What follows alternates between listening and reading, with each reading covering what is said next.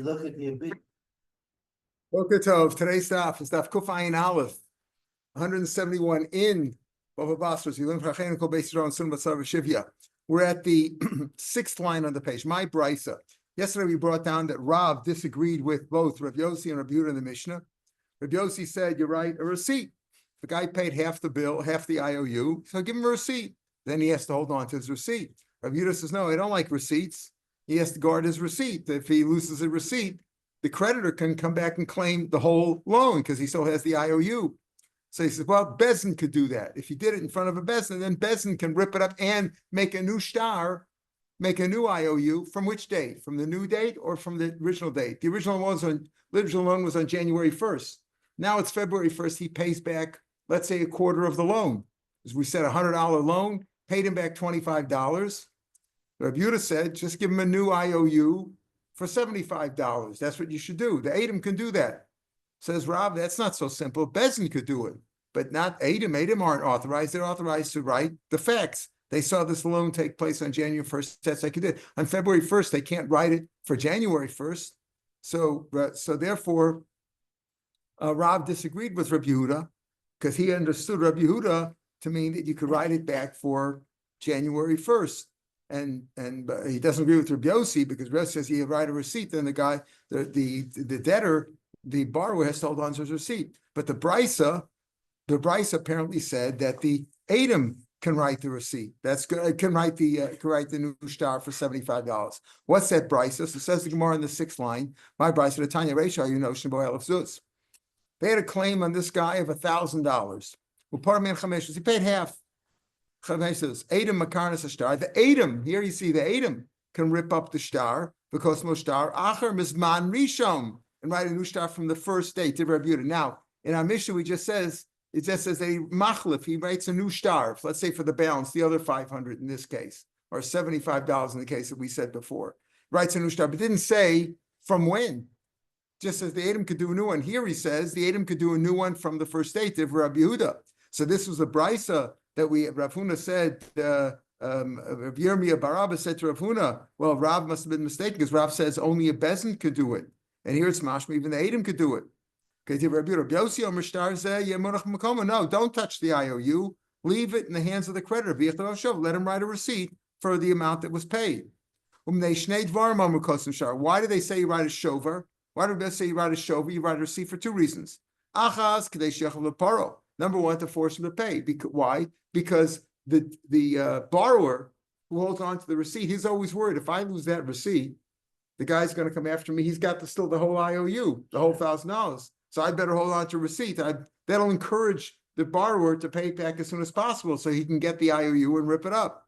The other reason is that if you have the original IOU, you'll be able to kick it back from January 1st, from the date that the loan took place.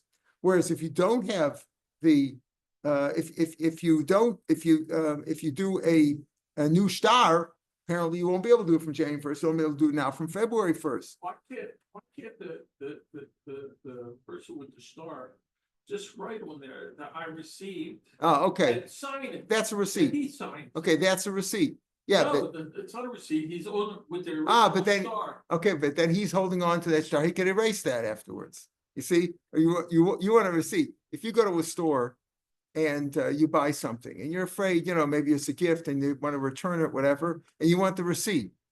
How about if you say, listen, okay, thanks for the receipt. Here, storekeeper, you hold on to it. You don't want that, right? It doesn't make sense. You want the buyer to hold on to it. So he says there's two reasons why you write a shover, right? Number one, because it'll encourage the borrower to pay back as soon as possible. He doesn't want to he's afraid he's going to lose his receipt and then the creditor will come and claim the whole thing. And second of all, if you write a receipt and keep the original IOU intact, then he can collect it for assets that the borrower might have sold on January 15th, let's say, between the actual time of the original loan and now, right? He'll be able to get from January 1st. Whereas if you write a new IOU now, like Rav Yehuda suggests, don't do a receipt, just make a new IOU for the balance. Presumably it's only from February 1st. This way, the creditor can go after that. So that's what he said. Two reasons for the shover. One, to encourage the borrower to pay it back, And second of all, he'd be able to collect it back from January 1st. Says the Gemara, Rabbi Yehuda Nami was man rishon kamar. Rabbi Yehuda also said you can collect it from the first date. In other words, when Rabbi Yehuda said you make a new star over here, the Edom make a new star, they say you could do it from January 1st. So what's Rabbi Yossi saying? There's two reasons why you write a receipt. Number one, to use January 1st, or number one, to encourage the borrower to pay back, and number two, go back to January 1st. Says Rabbi Yehuda. This is what Rabbi Yossi said to Rabbi Yehuda. Im is man rishon. If you're collecting from the first date, from January 1st, comrade, then I'm only arguing with one aspect. You say that you don't write a receipt, but you just make a new star, you switch it for a new one, but you're claiming that you could make it from the first date. And I'm only arguing with one aspect. I'm saying you write a receipt, and you say make a new star back from January 1st. If you're saying that the new star that you're going to make for, let's say, $75, or the balance is from February 1st, then I'm arguing with two aspects. Number one, I say by doing a receipt, you can encourage the borrower to pay and to pay back the balance. And number two, by doing a receipt, you keep the original IOU intact, and the creditor can go after assets sold after January 1st. If you're saying, and you're saying, no, you make a new star from February 1st. That's not fair to the creditor. Think about it, right? The creditor lent him $100, right? And now on January 1st, and the star was written January 1st. Now on February 1st, he pays back $25.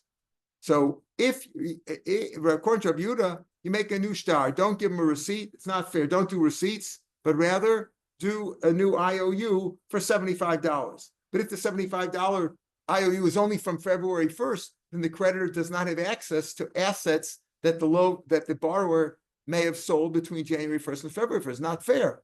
Says, I want to be able to have the original date. So Rabbi Yossi wasn't sure what Rabbi Yehuda said. When Rabbi Yehuda says you make a new star for the $75, if it's from January 1st, okay, that's okay. I only disagree with you about the receipt. Right? Don't make a new one. Just I say make a receipt. You say don't make a receipt. And you say make a new star. If you're talking about from February 1st, then I'm arguing with you in two aspects. Because I'm arguing with both in the fact that you write a receipt or not. Number two, that you can go back to January 1st, and you're saying from February 1st. But indeed, the way we have the Brisa reads that Rabbi Yehuda said, collect from January 1st. The new star that you make for the balance of $75 is back from the original date. Rav didn't like that. He says, what do you mean? The Edom could do that on their own? Edom could only testify to what they saw. They can't make a new star now and say, oh, you lent them $75 on January 1st. That's not what happened. They saw $100 being lent on January 1st. Now that you're making a new star, right? You're making a new star. Now that he paid back $25 on February 1st, you can't change that. You can't do that. Bezin has the power to do it. Bezin can make a new star, but you can't. The Edom themselves can't. That's what we have so far. Okay. Tan Rabbanan.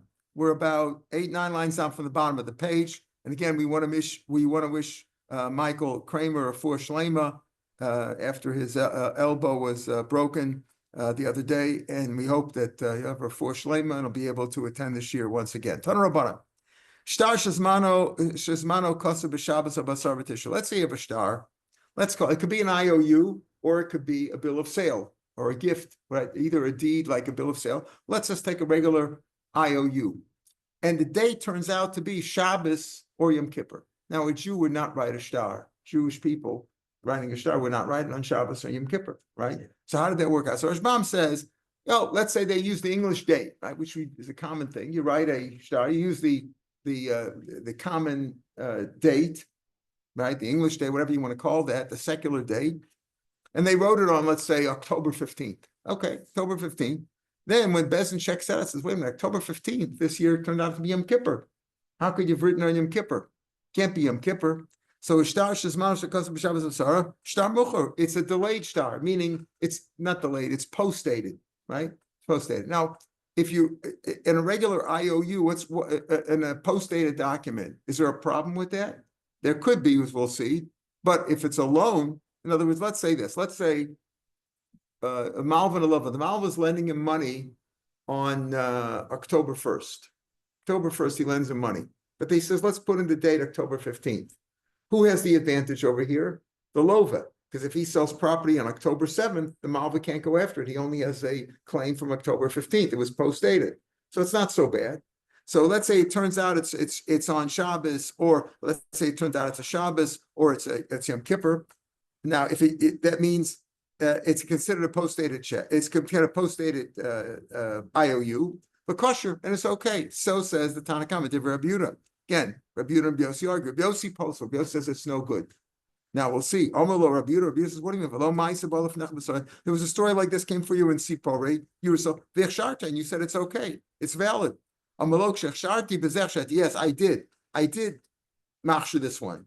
So what's going on? Rabbi Yehuda said, you Rabbi Yossi passel this kind of a star, an IOU, right? Even though it's clearly a star me'ucher, it's clearly star me'ucher. Now Rashbam says, wait. All you know is that it wasn't written on Yom Kippur. In other words, the date that it says October 15th must not be the date on what was written, because no Jew would write a star on Yom Kippur. So it must be either post-dated or predated. Predated is a problem, right? Why is predated a problem? Because I lent you the money on October 1st. And if I predated it to September 15th, I'm going to go after assets you had in late September, even though I had no rights to it, because the obligation that you had is only from October 1st. That's when I lent you the money. So how can I go after assets? So that's no good. A predated one is no good. Post-dated l'chorah is okay. Says Rabbi Yehuda. Rabbi Yossi says it's no good. It's puzzle. So Rabbi Yehuda said to Rabbi Yossi, what do you mean? You yourself said that a story like that came for you, and you said it's kosher. I have Rabbi Yehuda. So he says, oh yeah. And so Rabbi Yossi said, yeah, and this one I was machshir. For Rabbi Yehuda, Nami Bezekom, Rabbi Yehuda was talking about that one. He says, why did you say it's puzzle when you say here in Sipor you said it's kosher? I'm going to explain like this. Listen carefully. Hakamodim, she's a skarkalov nasal shtar. Everybody agrees that if they wrote in the star, right, in other words, the Bezdin looked at the star and they checked out October 15 on the secular calendar. It turned out to be a Shabbos or Yom Kippur. And it turns out that date what coincided with Shabbos or Basar B'Tishrei or the 10th of Tishrei, meaning Yom Kippur. Because everybody agrees that's okay. Meaning, no harm will come from this kind of a document. Why? Because everybody knows that that's not the date that it was written. It was post-dated. Maybe it was predated. Shmuel says to predate something and to sign on it that way is a rishus, because it's clearly somebody's going to get cheated. If you predated it, that means that the creditor will go after assets that the lover had prior to the loan. That's a false document. That everybody, we don't suspect that. We know if the date comes out to be Yom Kippur or Shabbos that it wasn't really done that. It must be post-dated. No problem. It's a post-dated document. No harm will come. What's the harm that can come? We'll see. No, we're not going to. No harm will come. What's the issue? I'm gonna let you in on a secret that the Gemara is going to explain in a minute, so you'll see what the harm can come from a document that's post-dated. What's the problem? Think about it for a second. A loan took place on October 1st. All right, loan took place on October 1st. And it's dated October 15th. Okay. All right, fine, no problem, right? It's dated 5th. So the creditor agreed that he's not going to go after any assets that the lover had between October 1st and October 15th that he might have sold. Okay, let's say the borrower came on October 7th and paid it back. Right? On October 15th, the creditor comes to me and says, look, I have a document here, or October 30th, let's say, on Halloween, October 30th, comes to him and he says, hey, you owe me the money. Here's the date of October 15th. So no, I paid you back. Oh, you paid me back? When did you pay me back? October 7th? That's a different loan. This is October 15th. Maybe this is a new loan. Maybe you owe me money for this now. That's the problem that can come out, right? That's one. However, if the post-dated date, October 15th, is clearly Yom Kippur or Shabbos, so we know that's not really the date. The creditor can't claim, oh, it's a new loan that took place, because we know it's supposed to, we know the document's post-dated. So we know that it didn't like this date, so that ruins his claim. That's the problem. So everybody agrees if the post-dated date is a date that a Jew cannot write his document on, right? Yeah, you couldn't have written it. We know it's post-dated. So you can't say, oh, I lent you money again on October 15th. That October 15th is not a real date. We know that because it wasn't written on that day. Before Shem asks, the Chari Sifim over here, according to what Rashbam says, we're talking about, you had a secular calendar. It was written October 15th, and that turned out to be Yom Kippur. What happens? It was written at night. right? It's a proof from here that even the goyim, today we don't have that. Today, the night follows the day, right? Today you go by 12 o'clock till 12 o'clock a.m. till 12 midnight. But in those days, it could be that even the goyim who had a goyish calendar, whatever it was, went by the night preceding the day, by Yerev Avok. Okay, but that's a separate issue that can be discounted also. You could say they put the time in there, whatever it was. Okay. Like you have this issue here in Israel when you have a Tudat Zahud. If you have a Tudat Zahud, they put down, let's say you were born on, I don't know, February 15th, right? 1955. Okay. And then they put in the Hebrew date, right? But the Hebrew date is based on the fact that you were born on February 15th during the day. They don't know what time it is. They don't know what time your birth certificate says. If you were born on February 15th at night, that's really the next Hebrew calendar day. So many times the Tudat Zahut has the wrong Hebrew date. It's off by a day, depending on what time you were born, right? They usually write down the time that you're the birth certificate, right? So you might check your Tudat Zahut. It depends if you know when you were born. If you have your birth certificate, you know what time you were born. If you were born during the day, it's usually the same days. Okay, they got the calendar. They know February 15th, 1955, what Hebrew calendar day that was. But if you were born at night, 9, 10 o'clock at night, 10 o'clock at night, when even in those summer days, whatever it was, that it's the next day, your Tudat Zahut is usually wrong by a day because they don't have a system to determine what they don't know, they don't have your birth certificate, so they don't know what time you're born. Anyway, that's how the system works. So night means that. But anyway, back to our issue. Rav Pudas says here at the end of the daf on Kufay and Aleph. Everybody says, like, if they checked it out, it turns out that it coincided with a Shabbos or 10th day. Even Rabbi Yossi says it's kosher. Rabbi Yossi just said in the Brisa of Rabbi Yehuda that Posel, Tan Rabbanan, we said if the Zman is on Shabbos or 10th of Tishrei, it's kosher. Rabbi Yehuda says Posel. No, he's not talking about that case. He's talking about a regular case where it just says we can't determine that it was a Shabbos or a Yom Kippur. Could have been a Yom Tov also, but they doesn't want to mess around with Yom Tov Sheni Shalgoyos and all that. Here's a simple case. If it turns out Shabbos or Yom Kippur, there's no way that it could have been written on that day. So it's definitely a Shtar Mucher. Even Rabbi Yossi agrees it's okay. Lo Nechliku at the top of Amud Beis. Lo Nechliku el b'Shtar Mucher ba'alma. We're talking about a Shtar that you cannot determine from the date. Listen carefully. You cannot determine from the date whether it was written on Shabbos or Yom Tov. Right? You can't determine from that date. In other words, if you have a date here, could be it's October 17th, and October 17th did not coincide with the Shabbos or Yom Tov. Is there a way to know if the shtar is post-dated or not?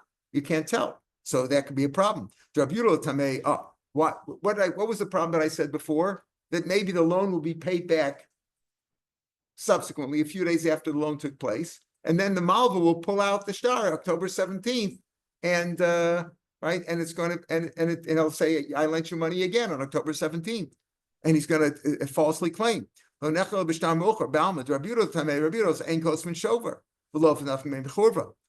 write a shover, and therefore, what if you don't have a shover? If you paid back the loan again, the loan took place October 1st, right? The date is October 17th. October 17th is not a Shabbos or Yom Kippur, right? Not a Shabbos or Yom Kippur. The loan took place. We don't know what October 17th was. We know it wasn't a Shabbos or Yom Kippur. But let's say the loan was paid back on October 7th, right? Or partially paid back on October 7th. Rabbi Yehuda holds you don't write receipts. You don't write receipts. And therefore, he's got to pay back the whole loan or make a new shtar, but he won't. Once the loan is paid off, what do you do with the IOU? You rip it up. You rip it up. That's it. If the lender does not have the IOU, he says, I lost it, too bad, then you can't collect. So that's the point over here. No harm will come. No harm will come.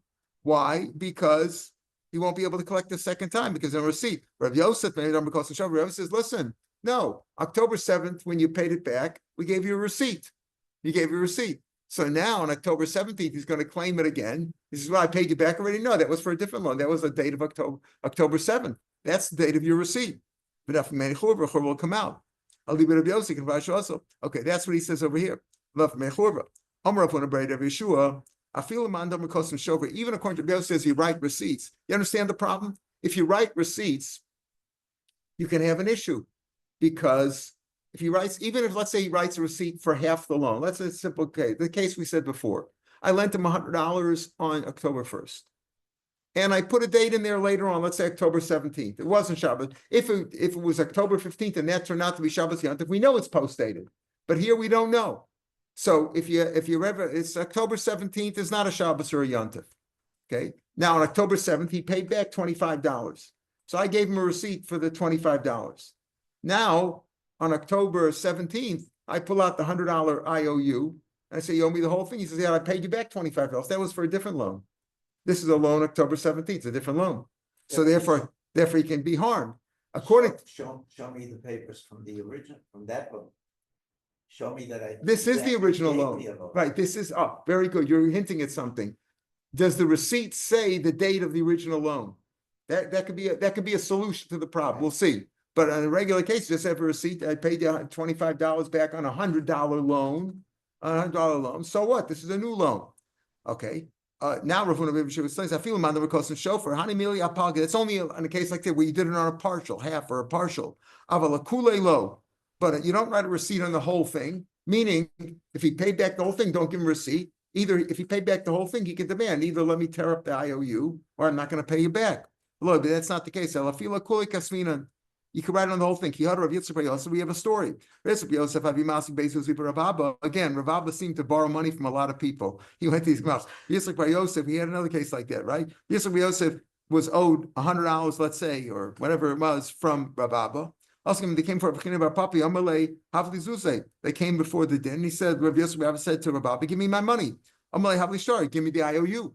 Give me the IOU. I'll pay you all your money if you give me the IOU so I could tear it up.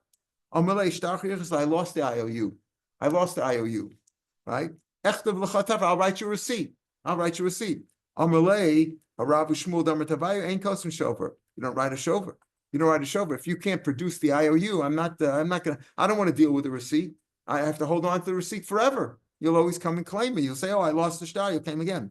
Amar. So he said, Rav Shmuel says, "Ain't kosher shofar." That's what the creditor said. I don't write a shofar. The debtor said, "I don't want shovers. If you can't give me the IOU, I'm not going to pay you." Omar, so he answered, "Man yov." I guess this is Rabbi Yisrael Barabba said, "Man yov lon me'afrid Rav Shmuel." Rav Shmuel were great people. Halavai, somebody should give us like the dirt from their grave site. For Amina and I will put it on our eyes. In other words, it's like a cover day of speaking. They're great people. I would love to put the dirt of their grave on my eyes. But still, there's others who disagree with them. Rabbi Yochanan, Rabbi Shlakish. We have Rabbi Shlakish who often disagree here. They both say Damar Tavayu. Kosvin Shor, you do write a receipt. You do write a receipt. So we said before, Rav Meir Shapiro said, even the ones who also write a receipt, that's only on half. But if he's paying back the whole loan, he can demand either give me the IOU or I'm not going to pay you back. I don't have to hold him to the receipt. But here he says, Rabbi Yochanan says, yeah, you do write receipts. Says so, said Rabbi Yitzchak Bar Yosef. V'chein ki asa Rabin. Rabin came Yisrael Omer, Rabbi Eloi said, Rabbi Kosum Shofar. U'mistaver Kosum Shofar. Probably you do write shofars. You do write receipts. These are Kosum Shofar. If you don't write a shofar, so Avid Shtor shall say. In other words, you don't write a receipts, and if the creditor cannot produce the IOU, he doesn't get paid. Avid Shtor shall say Yochel Allah v'chadi. If he can't produce the IOU, is the debtor, the borrower, going to have a good time? In other words, he's going to eat the money. In other words, not repay it. He'll be happy. Is that fair? In other words, when the creditor says, "I don't have the IOU, I lost it, but I'll give you a receipt," so probably you write a receipt, because if you don't write a receipt, what are you going to say? That the debtor can claim, if you can't give me the IOU to rip up, I'm not going to pay you. Does that fair? Maskul Abaya. Velamai Kosum Shofar. So you say you do write a shofar. So of it shofar, what happens if you say you write a shofar? Again, the creditor says, I lost the receipt, I lost the IOU, but I'll give you a receipt. Okay. Now, if he arrives a receipt and he loses the receipt, the creditor can come after him again. He says, by the way, don't you owe me $100? I had a receipt. I don't have no receipt. So therefore, now the creditor will be able to laugh and collect twice. Elamai Kosum Shofar, of it shofar says, will the creditor be able to laugh? Eat the money twice and laugh. Amalei Rava ain't ever love the Shmalva. Pasuk says in Mishlei that a borrower is indebted to the Malva. He's like an indentured servant. He's a servant. He owes money. It's his tough luck. his stuff luck. So therefore, it's far to say that you don't write a shover. That's like Rav Yehuda says, you don't write a shover. And that's what Rav Hamnuna said also. Rav Hamnuna said, right? Rav Hamnuna said, we have Rav Hamnuna who said here, where did he say here? Thank you also, Robin, Rav Eloy, you write a shover. He says, you do write a shover. So this was his claim. In other words, give me a claim. But on the other hand, maybe if you say write a shover, then it's a loss to the, so it's mashma here. The Sfar seems to be saying that you do write a shover, right? He says, even a man who says that you write a shover and a half, low. Now, if you look and you see over here, you could write a shover, even the whole thing. Tanan awesome. Again, if you have a predated star, that's a falsehood because the creditor can go after money that wasn't really obligated to him. Again, what we mean is the loan took place on October 1st and it's dated September 15th. That's a falsehood because that means that the creditor can go after assets that the lover had in September. Not fair. But if it's post-dated, it's okay. Now, Rabbi Yossi, everybody agreed if it's post-dated on a date that clearly it couldn't have been written, like a Shabbos or a Yom Tov or a Chag, then we know it's post-dated. But we're talking about where we can't tell that it's post-dated. It's just possibly post-dated. So we said, if you hold that you write a receipt, then it's a problem, right? Because, again, the creditor can give him a receipt on October 7th, the loan took place October 1st, and then claim it again on October 15th. Right? Here's what Rav I said. I mentioned Rav Huna, but he's only mentioned at this point. That's by a loan that it's puzzle. But let's say it's a bill of sale that's post-dated. Then even a later one dated is also no good. Why? My time. Listen carefully. He sells him a piece of land. He sells him his house. Let's say it's in April. In April of 2025, he sold him a house. He writes it for September 2025. He dated the bill of sale in September of 2025. Meanwhile, people who sell a house, they don't want to sell the house. They sell it because they're buying a different house, right? But meanwhile, he came into some money and he bought it back in June. Again, Reuven sold Shimon a house in April, dated it September, and then he bought it back from him in June. He got some money, he bought it back. Now, when September comes along, what's Shimon going to say? Look, I bought it again. I bought it from you in April. Yeah, I sold it back to you. Now look at this. I bought it again. Here's proof that I bought it again in September. I bought it from you again. Therefore, when it comes to a bill of sale, even a post-dated document, we said post-dated is usually okay because the creditor agrees that he's only going to collect from a later date. That's not so bad. Yeah, but here's the problem that can work out. Because I sold you a house in January, in April, bought it back in June, right? But now you have a document that says you bought it in September. So you say, yeah, I bought it, sold it, bought it back again. Okay, you'll have to pay the taxes twice, but that's a problem. So therefore, if it's a bill of sale, even a post-dated is no good. It says so if it's a loan, it's also no good. Again, I lent you $100 in April. The cost of the and I wrote it. It took place in September. You paid me back in June. And what happened when you paid me back in June? You said, "Give me the IOU." I lost it. Because he wrote a receipt, like Rabbi Yossi, like these rabbis said, if you write receipts. He wrote a receipt. What, in June? And when it comes to September, he pulls it out. Now you borrowed money from me again, right? I lent the money in April. He paid me back in June. I don't have I lost the IOU. I lost it. Now it was dated though September. I lost it. Okay, I gave you a receipt. So you have a receipt in June. Now, when it comes to September, I said, look, I have an IOU. I mean, money we took away. In October, I said, look, I lent you money in September. What about your receipt? It's worthless. You have the receipt for a prior date, for a prior loan. This is another loan. It's the suffer and cost of chauffeur. You know why we say it's only no good? Runa says a star hava is no good. A star hava is okay if it's post-dated. A star mekach is no good because I could say I sold you the house later on. Here also you could say I lent you the money later on. The answer is he holds you don't write a shover like Rabbi Yehuda. You don't write a shover, and therefore, if the borrower comes in June to repay the loan, and the creditor says, I don't have it, I don't have the IOU, he doesn't have to pay it back. We don't write shovers. You don't write a shover. Okay, so you say you don't write a shover, right? Because if you write a shover, the receipt, he has to hold on to his receipt. And also, if you write a shover, a post-dated loan would be no good either, because he could say, okay, I lost the IOU, I give you a receipt, and then in September I said, I found here's his new star over here. I have an IOU from September. This was a later loan. So therefore you don't write receipts. So he says, what about, so Rav Yemer said to Rav Kana, Rav Yemer said to Rav Kana, now we do write post-dated documents and we write receipts. You just said, if you write a receipt, it could be a problem, right? Because I lent you the money in April. You came to pay it back in June. I said I lost the IOU and I gave you a receipt. And now when it comes to September, I said, here's a new IOU, dated September.